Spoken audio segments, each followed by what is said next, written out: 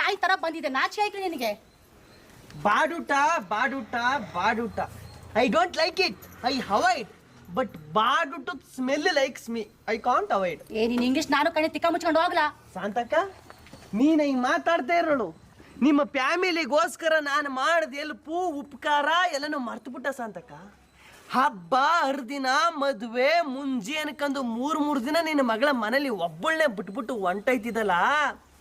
ರಾತ್ರಿ ಹೊತ್ತು ಮಲ್ಗಕ್ಕೆ ಹೆಣ್ಣು ಮಗ ಒಂದೇ ಎದುರ್ಕೊಬಿಡ್ತದೆ ಅಂದ್ಬಿಟ್ಟು ಹೋಗಿ ನಿನ್ನ ಮಗಳ ಪಕ್ಕದಲ್ಲಿ ಮಲ್ಕತ್ತಿದ್ದವನು ಯಾರು? ನಾನು. ಮಾರ್ಚ್ ತಿಂಗಳಲ್ಲಿ ಮಳವಳ್ಳಿ ಮಟನ್ ಅಂಗಡಿ ಮಹೇಶನ ಜೊತೆಲಿ ಓಡೋದಾಗ ಸ್ವಂತ ದುಡ್ಡು ಖರ್ಚು ಮಾಡಿ ಅಲ್ಲಿ ಇಲ್ಲಿ ಸರ್ಚ್ ಮಾಡಿ ಅವಳ ಮನೆಗೆ ತಂದು ಬಿಟ್ಟವನು ಯಾರು? ನಾನು. ಹುಡುಗಿ ಓಡೋಗಿದ್ಲಾ?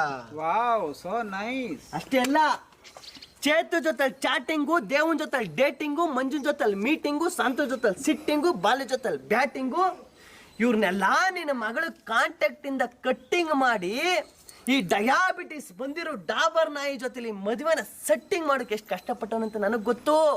ಆದ್ರೆ ಲಗ್ನ ಪತ್ರಕಲ್ಲಿ ಒಂದು ಹೆಸರಾಕಿಸ್ತೀನಿ ನನ್ನ ವ್ಯಕ್ತಿಗೆ. ನೀ ಸುಮ್ಕಿರ್ಲೋ ಶಾಂತಕ್ಕ, ನನಗೆ ಕೋಪ ಬಂದ್ರೆ ಕಿಸ್ ಕೊಟ್ಟು ಬಿಡ್ತೀನಿ, ಗೊತ್ತು ತಾನೆ? ನನ್ನ ಮಗಳು ಶೀಲವತಿ ಬಗ್ಗೆ ಮಾತಾಡ್ತೀನಿ, ಯೋಗ್ಯತೆ ಇಲ್ಲ ಕಣ್ಲಾ? ಸರಿ, ನಿನ್ನ ಬಗ್ಗೆ ಮಾತಾಡ್ತೀನಿ.